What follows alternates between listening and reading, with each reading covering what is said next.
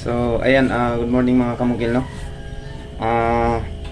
Ngayong araw pala mga kamukil is natapos na yung project natin. Kaya pull out tayo ng gamit dun mga kamukil para makalipat tayo dun sa isang project. So, medyo maaga pa mga kamukil, time check tayo 5:52 ng umaga. So, kailangan agahan mga kamukil kasi diretso on duty pa ako dun sa kabilang project. So, tara mga kamukil, samahan nyo ako at ipapakita ko sa inyo yung bahay na natapos ng ginawa natin. So, sa lahat ng mga nagtatanong, hindi ko muna ma-interview yung may-ari kasi yung papa po nila ay namamatay. So, tapos po akong nagpapaabot ng pakikiramay po sa may-ari ng bahay na trabaho natin. So, condolence po sa'yo, madam. Sa isang project natin mga kamukil, pupuntahan din natin yun ngayon. Yung pinakamin talaga natin na project. Bali, itong lilipatan ko ngayon mga kamukil is sideline lang natin to. So, pero malaking project din to mga kamukil. Pero tagdadalawang araw lang yung binigay ko na schedule sa kanya kasi nakatutok tayo dun sa unang sa atin. Pag-booking sa atin na trabahuin. So, let's go mga kamukil, samahan nyo ako, mag-pull out tayo ng gamit at panoorin na rin natin yung bahay na natapos na. So, ayan mga kamukil, bali nandito na po tayo no, sa project natin na natapos na. Pero hindi pa talaga to totally tapos mga kamukil kasi wala pa tong mga ilaw. So gaya ng sabi ko, biglaan yung paghinto dito kasi may pumana po na isang mahal sa buhay nila ni madam. So condolence po sa inyo madam. Tapos puso po ako nagpapaabot ng aking pakikiramay po sa pagkawala po ninyong ama. So babalikan na lang po natin to pag naayos na yan lahat. Yun yung usapan namin ni madam. So pero bali yung ano dito mga kamukil, tulang is ilaw na lang sa mga cube. So pakita natin mga kamukil, check natin. So bali ito na yung labas niya mga kamukil. Yan yung cube niya. So yan silimpan mga kamukil, temporary yan. So kinabit ko lang yan para pag pumunta si madam dito may hangin, hindi siya nilalamok. Ilaw yung kakabit dyan, center light, at saka may linya na din dyan para sa cube light. So dito naman sa loob mga kamukil, sa kwarto nila yan, natapos na natin yan, na gawa na natin yung cube, natapos natin kisamihan at okay na din yung ano dito, ilaw. So ayan. So ito yung windbreaker nila. Yan. Bali 4 branches yung binili ko mga kamukil. Pero 3 branches lang muna yung ginamit ko. Ito yung pinaka-main. Pag inoff po yan, patay lahat. Yan. Ito yung sa mga CO. Ito yung sa mga ilaw, 20 amperes at saka 15 amperes. So, yan, okay na po. Ito yung kusina nila. Papasok. Isa natin para maliwanag. Yan. Ito yung CR nila. Yan yung lababo nila. Ito yung hugasan. Yung kulan dito is pusit na lang. Pero hindi pa kinabitan mga kamukil kasi wala pang linya ng tubig dito. Pero kapag makahanap silang diskarte na makapasok ng tubig dito, tawagan na lang ako para ako na magkabit mismo. Ako na yung mag-install dyan. So ito yung CR nila. So check na din ito mga kamukil, naayos na. Yan yung iniduro nila. So pasukin natin. So yan, okay na din to. Yung floor drain okay na yan, maayos na yan. So yan, bali ito yung ceiling nila sa kusina nila. Yan, tapos na din yan. Pero yung usapan namin dito mga kamukil is maglalagay ng mga pin light dito papunta dun sa hugasan. Kaya magdadagdag ako ng wire at saka switch ng ilaw dito. Pero dito ko na lang ikakabit. Papalitan ko to ng 3 gang switch. Ito. Tatanggalin ko to. Tapos papalitan ko ng 3 gang. So ito yung pintuan sa exit nila. Dito yung septic nila yan. Labahan na rin. So, plano ni madam, lalagyan ng tangke dyan para dyan siya maglalaba. So, sa labas mga kamukil, tingnan natin, natapos ko na rin to. Ngayon yung mga bintana, okay na. So, linis na lang yung kulang nito. Kapag makulayan to, malinis na to. At malagyan ng mga gamit dito sa sala. Dyan sa harap nila, mga TV, appliances, pati sa kwarto, malagay na. Maganda na to mga kamukil, maayos na to. O pwede naman itong tirahan. Kaso lang gusto ni madam matapos talaga. So yung susunod na trabahuin ko dito mga kamukil is itong tiles sa flooring na lang. Pero hindi na to masyadong kahit may mga gamit pa. Kasi inuna ko talagang tapusin yung kisame. Kasi pag kisame kasi pag may mga gamit na, ang hirap po palipat-lipat ng mga gamit. Di baling tiles na lang, at least nasa baba na, hindi na tayo magagamit ng patungan. So mas madali na lang itong trabahuin kahit na may mga gamit. So yan, ito na yung mga gamit natin mga kamukil. Although marami pa akong mga gamit sa bahay mga kamukil. Kapag ito yung problema ko mga kamukil, kapag nag-pull out na ng mga gamit matapos ko na yung project ko, hindi pwedeng isang bihayan lang ng gamit ko. Kailangan makadalawang balik ako para makuha ko lahat ng mga gamit ko. So ganun karami yung gamit ko mga kamukil. So check natin dito sa labas. So bali ito yung loob nila mga kamukil. Yan. Yan, kwarto nila, CR, tapos yun yung lababo nila. So ito yung pinaka main door nila. So alis na tayo mga kamukil kasi duty pa tayo sa kabila. Bali ito yung pinakalabas nila mga kamukil. Ito na yung labas. So yan, natapos ko na yan. Ayan. So ito yung exit nila, exit door. So yung pinaka-porma talaga dito mga kamukil, kasi marami nagtatanong kung ano yung porma. Simple lang naman yung porma dito. Yan yung porma nya. Yan, nakikita nyo, yan yung kisame nya. Yan, yan yung porma nya dito sa labas. So may breather para sa init ng kisame. Kailangan talaga yan mga kamukil. Papunta yan doon, may kisame na yan. So yan, yung porma nya dito sa labas. Tapos yung usapan namin mga kamukil, dapat sana maka-skim coat na ako dito sa ngayon na araw, at ay kahapon at saka ngayon na araw yung skim coat ko dito sa labas. May skim coat pa doon sa loob, pero kaso lang, gaya na sabi ko, ayaw ko na magtrabaho kasi irespeto natin yung pagkawala ng kanilang ama. So yan lang mga kamukil, no? Sup guys, ito ang trabaho ni Papa ngayon. Lapit dito na, lapit. Itan mo ako. Dito?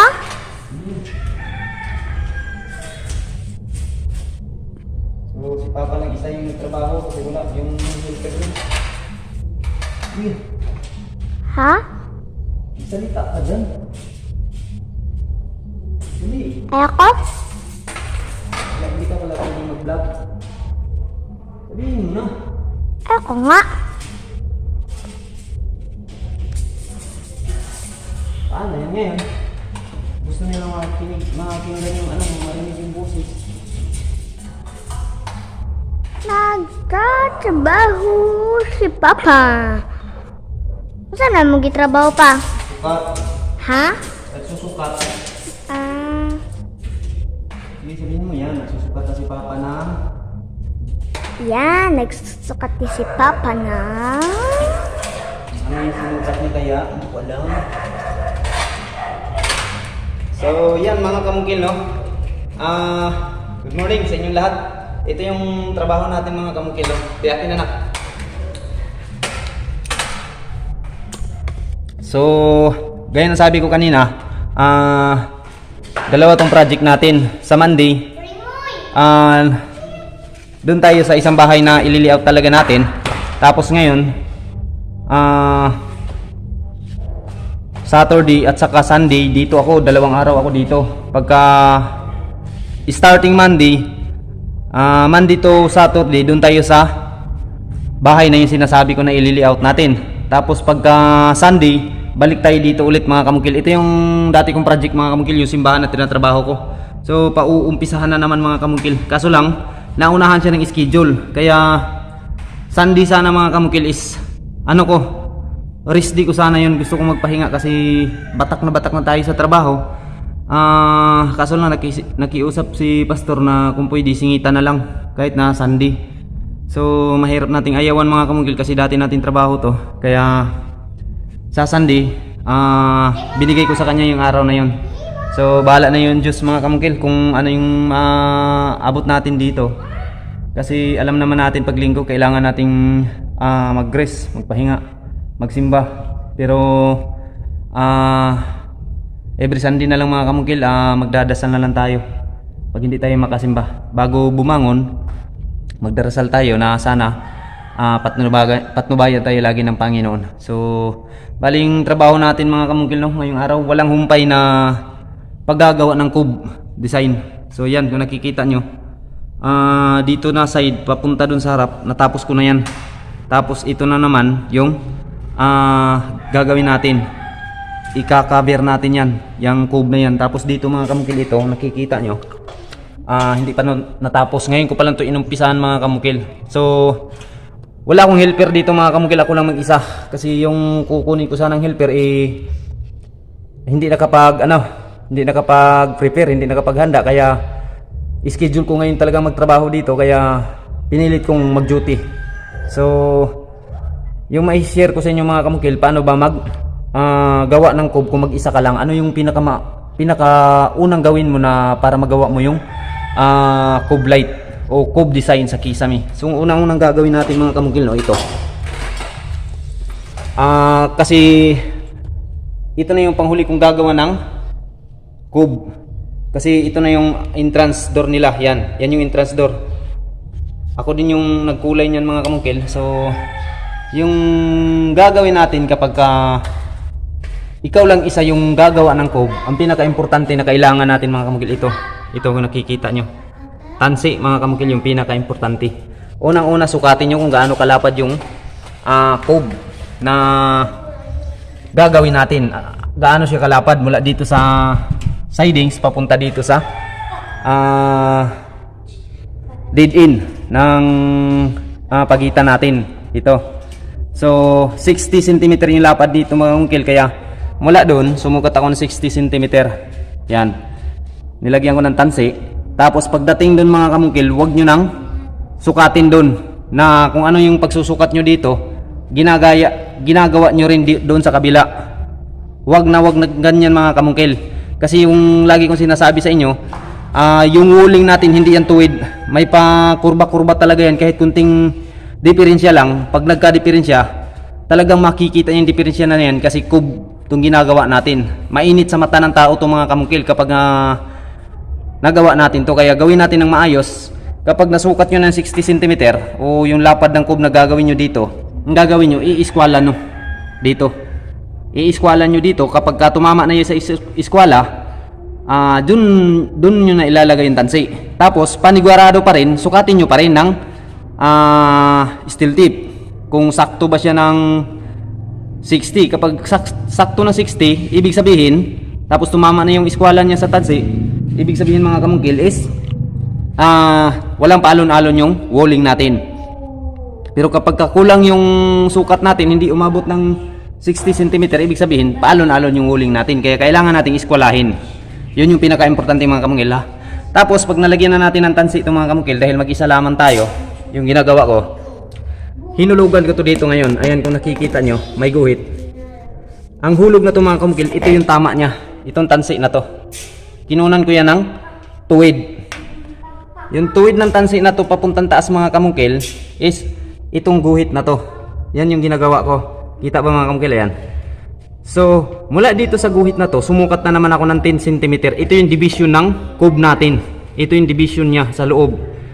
10 cm yung lapad niya mula sa dulo na to. Ang tuwid nitong guhit na to is itong tansi sa baba na pagkakabitan natin ng metal paring, yung lapad ng cube natin na gagawin. So nakuha ko na yung tuwid niya, sumukat ako ng 10 cm. So ganun din sa kabila mga kamungkil. Dahil nakuha na natin yung layouting nito sa baba, hulugan nyo lang din dun sa kabila. Pagkahulog nyo sa kabila, pag tumama na yung tuwid nya, guhitan nyo rin. So mula din sa guhit, sukat na lang kayo ng 10 cm. Importante yung tansi, pinakauna mga kamungkil, ha. Kapag mag-isa lang tayo, kasi ili-layout muna natin lahat sa pamamagitan ng tansi bago natin kabitan ng mga materialis ng pang-Kisame. Kasi susundan na lang natin yun, yung mga tansi na yun, para hindi na tayo mahirapan. Kahit na walang maghawak sa kabila, basta sa diskarte lang yung titirahin natin dyan. Yung kailangan natin dyan, diskarte sa utak mga kamungkil ang gagamitin paano magawa. So ngayon, kapag nagawa nyo na to, yung laki ng division ng cube natin, batakan nyo na kaagad ng tansi. Tapos kasi may tansi na kayo nakalagay, tuwid na yan, nakasukat na yan, naka-layout na yan, pinakauna nyong gawin, ito pinakatandaan mga kamukil ha, importante itong malalaman nyo kasi maraming nagkakamali dito. Ito pagdating sa pagitan na to, minsan kung nakikita nyo mga kamukil sa akin, tinutupi ko na yan papunta dito. Sumukat ako ng 60 cm sa buong metal paring, tapos tinutupi ko siya. Yung ibig kasi mga kamukil, kinakat lang yung dulo nito, tapos pinapasok dito kaagad, tapos nire-rebits na dito. Ang nangyayari dyan mga kamukil, pag nilagyan na natin ng dingding yung cube natin dito sa kabila, wala nang panghahawakan itong cube natin dito sa kabila din. Kasi ang ginawa natin, hindi na tayo naglagay ng isang metal paring dito. So yan yung laging pagkatandaan mga kamukil, pag dugtungan na ganito sa corner, kailangan wag nyong puputulin yung metal paring para lang ipakain nyo dito at dito kayo magre-rivets para makagawa kayo ng ganito papunta doon. So kailangan naka-yupi din to ng gaano man kalapad yung cube na ginagawa mo ngayon. Kasi yung purpose natin dyan, dito natin i-rivets yung kabilang pangdingding natin sa cube, dito na naman natin i-rivets yung pangdingding natin dito para sa cube na to. So nagits nyo mga kamungkil? So yung ginagawa ng iba, nalalaman nila ito kapag ka nag-sidings na, nagdingding na sa cube. So ang ginagawa, nilalagyan na lang nila agad ng ganito para may pang-riribitan sila. So naging dubli yung trabaho kasi hindi nila napag-isipan ng maayos. So walang mali sa diskarte na yun mga kamungkil, kulang lang sa mind, kulang lang sa pag-iisip. Yan. So para tuloy-tuloy yung trabaho, wag nyo nang gawin na putulin nyo dito, ipapakain nyo itong metal paring, saka nyo i-rivets dito. So nangyayari dyan, yun yung mangyayari, walang pang riribitan yung dito na side na metal paring. So yun yung pinaka-importante mga kamungkil, no? So ngayon, paano ko ba ito kinabit? Paano ko to kinabit na ako lang mag-isa, walang naghawak doon sa kabila? So ituturo ko sa inyo mga kamungkil.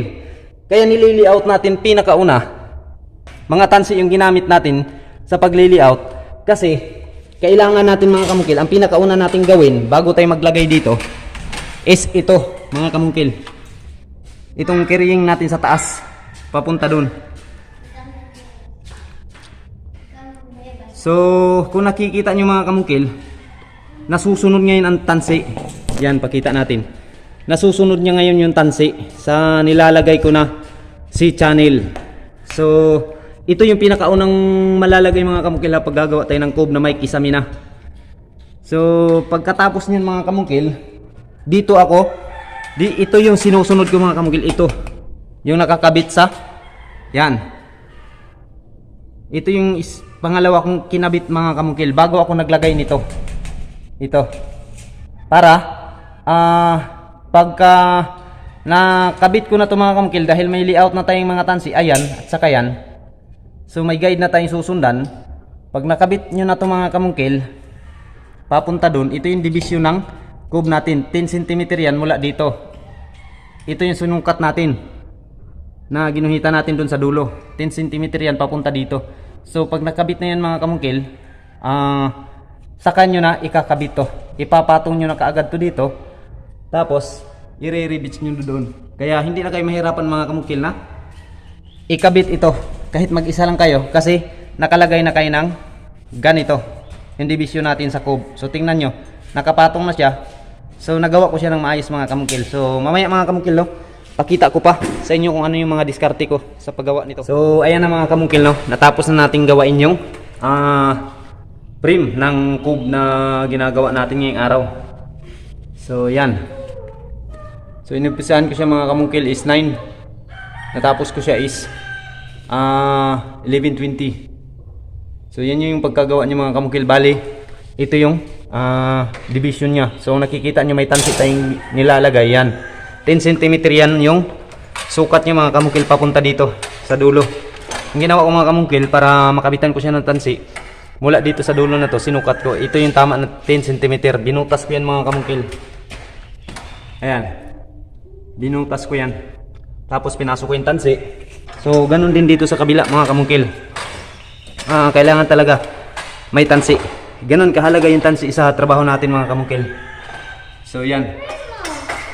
Ganun yung pagkagawa mga kamukil ha. Bali ito yung division niya sa loob. Pag masaidingan to ngayon mga kamukil, maganda na to. So dahil natapos na natin lagyan mga kamukil ng frame ang buong simbahan na to. Ayan, palibot. So yan. Ito yung ginawa ko ngayon mga kamukil ito. So ang gagawin natin mamaya, tatakpan na natin yan. So bali, yung tatakpan natin una mga kamukil, yung division niya at saka yung maliit sa harap. Bukas na yung nasa ilalim na parte kasi wala akong kasamang magbuhat mga kamukil. Bukas na pag makakuha na tayo ng helper. So yan lang mga kamukil, no? Sa mga bago pa lang pala sa akin channel, huwag kalimutang mag-subscribe. Baka magtataka kayo kung bakit kamukil yung lagi kong nasasabi. Ermongs TV itong channel na to. So ako kasi si Mungkil Vlogs sa una kong channel. At may diferensya at may problema dun sa channel na yun, kaya nagbago ako ng channel.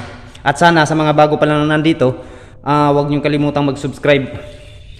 Tapos kung nagustuhan nyo mga kamukil yung mga video ko o content ko na pagbibigay ng dagdag kaalaman sa mga taong gustong matuto ukol po sa construction o sa mga taong magpapagawa ng mga bahay na makakuha sila ng idea, makahingi ng idea.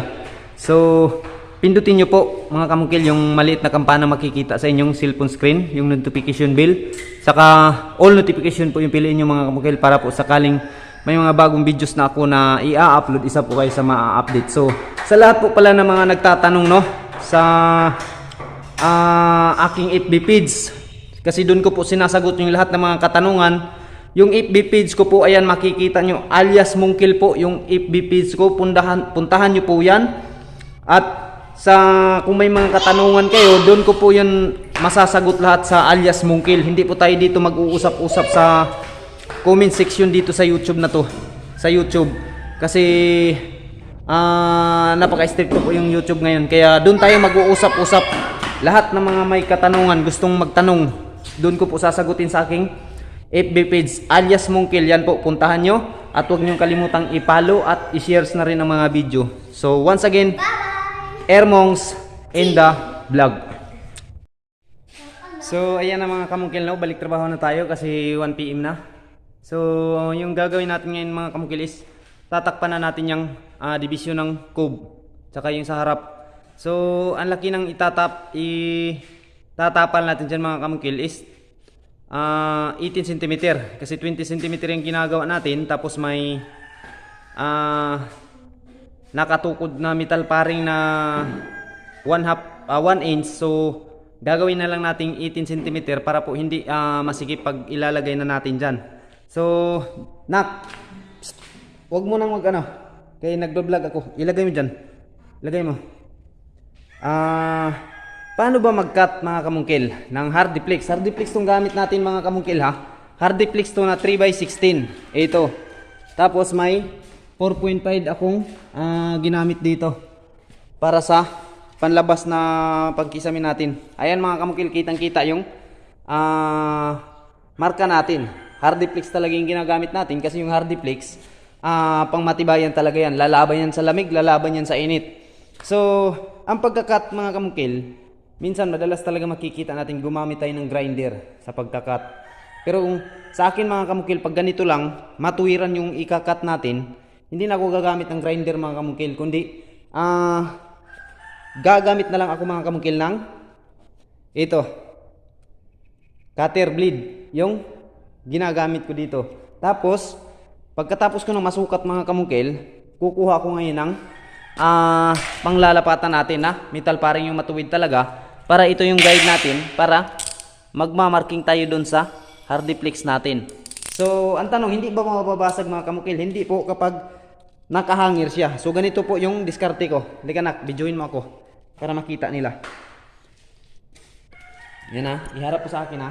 Apo. So ayan, nakatulog pa yung alaga ng mga kamukil. Tignan namin. So tulad nito nakikita nyo mga kamukil, may tubo. Ayan.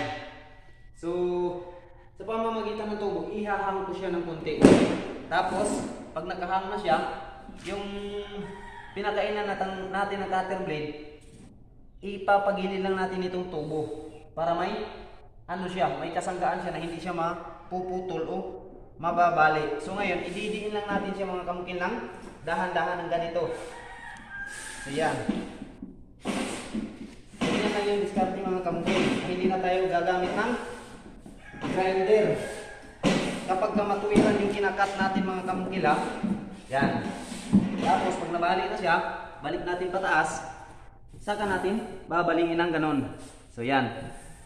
Yan. Ganyan lang oh. Ganyan lang kasimple mga kamukil. So, ito naman isa.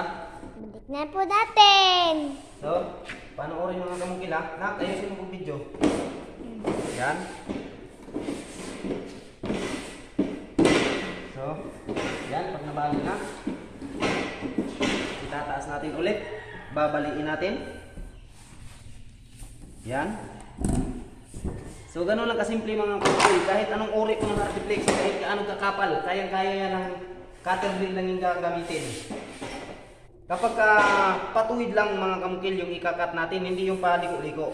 Pero kapag paliko-liko na, kailangan natin gumamit ng grinder para makat natin yun. Pero kapag tuwidan ng mga kamukil, ako po hindi na gumagamit ng grinder. So yan. Ganun lang kasimple mga kamukil yung pagkagawa ko. Para lang tayo naglalaro dito. So yan lang mga kamukil talaga yung maibigay ko na si Papa. tip ko sa inyo no. Kung paano mag-cut ng pang sidings natin o ng hardiplex. Ano yung gagamitin na pang-cut natin. Ano yung pamamaraan. So sana mga kamukil nakakatulong sa inyo yung naibigay ko ngayong tips o dagdag kaalaman sa inyo lahat. So ayan na mga kamukil no, natapos na natin ating ginawa na cob dito sa isang simbahan no. So napakalaki po nito mga kamukil itong ginawa nating cob. So ayan, yan po yung itsura nya. Tapos yung mga wire na yan mga kamukil, babaguhin yan kasi nagkamali yan sa unang nagtrabaho dito. Kaya ipapasok yan doon sa loob ng cob. Iwan ko kung saan yan dadaanin mga kamukil. Pero may tinira ako doon mga kamukil na pwedeng mapagdaanan. So yan yung problema, yung forma niya mga kamukil no. So natapos natin. Kahapon tayo nag-umpisa, Sabado. Ngayong linggo tapos na siya. So paikot yan mga kamukil. So bali, lingguhan na yung trabaho ko dito mga kamukil. Sa susunod na linggo mga kamukil, yung trabaho ko is dito sa labas. Magkikisami na naman dito sa labas. Kikuha na yung susi Idre. Ito mga kamukil, yung kikisamihin natin. Palibot yan, papunta dun. So yan lang mga kamukil no, yung pagka trabaho ng cob natin ngayon. So thank you, maraming salamat.